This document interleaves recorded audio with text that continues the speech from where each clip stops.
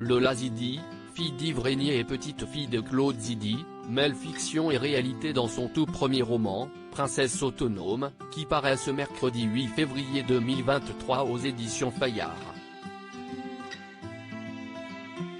Si des éléments de sa propre vie sont retranscrits, elle raconte aussi l'histoire de sa sœur Christophie, qui n'a pas été reconnue comme sienne par leur père. Il y a bientôt 2 ans, Yves Régnier, inoubliable acteur de Commissaire Moulin, disparaissait à l'âge de 78 ans.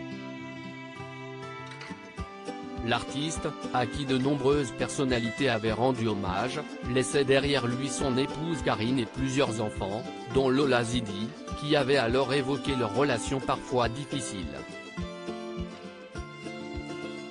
Ce mercredi 8 février, celle qui avait dévoilé leur dernier échange sort son tout premier roman, Princesse autonome, aux éditions Fayard. S'il fait parfois écho à son propre vécu, il met surtout en lumière celui d'une de ses sœurs, inconnue du grand public et à qui est en partie dédié ce livre, Christophie, fille illégitime d'Yves Régnier qui n'avait reconnu que 4 de ses enfants. À cette occasion, l'autrice et comédienne a accepté de répondre à nos questions. J'étais dans l'autodestruction, je ne me sentais pas légitime. Télé Loisirs, comment vous êtes-vous lancé dans l'écriture de ce livre? Lola Zidi, ça faisait 1 an et demi que j'avais dans la tête la première phrase, puis le titre est venu.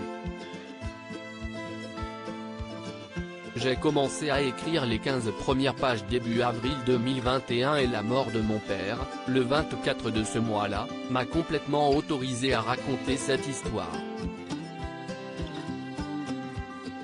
Certains sujets me tenaient énormément à cœur, la légitimité, la reconnaissance, la construction avec des repères bancals.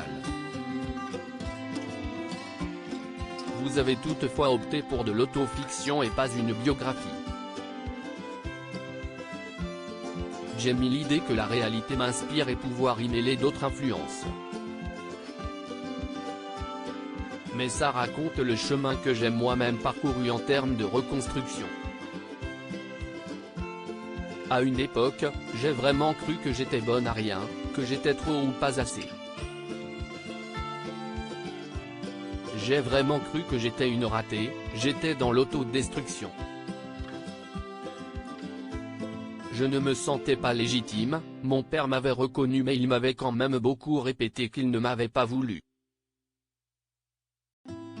Il ne m'a pas éduqué, ne s'est pas occupé de moi.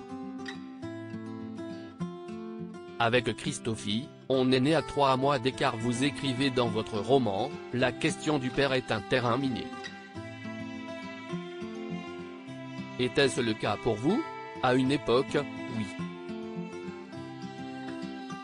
Mais, quand mon père est parti, on était très en paix tous les deux, réconciliés et pleins d'amour. Vous vous adressez à vos frères et sœurs dans les remerciements. Qu'entendez-vous par cette phrase que vous avez écrite, il était temps de réparer ce qui pouvait l'être? J'ai pensé qu'il fallait mettre de la lumière et de l'amour sur l'un des membres de notre famille qui m'a inspiré ce roman, ma sœur Christophie. Elle est la fille de mon père, on est nés à 3 mois d'écart.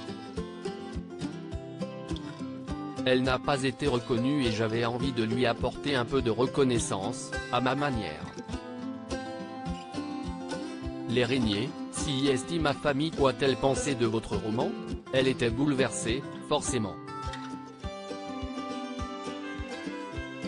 Mais je l'ai aussi fait avec l'intention de lui faire du bien.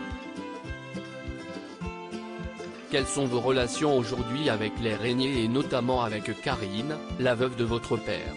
Si estime ma famille. On s'entend très bien, on s'appelle et on se voit régulièrement. Karine est quelqu'un que j'aime énormément et que j'ai appris à découvrir à la mort de mon père.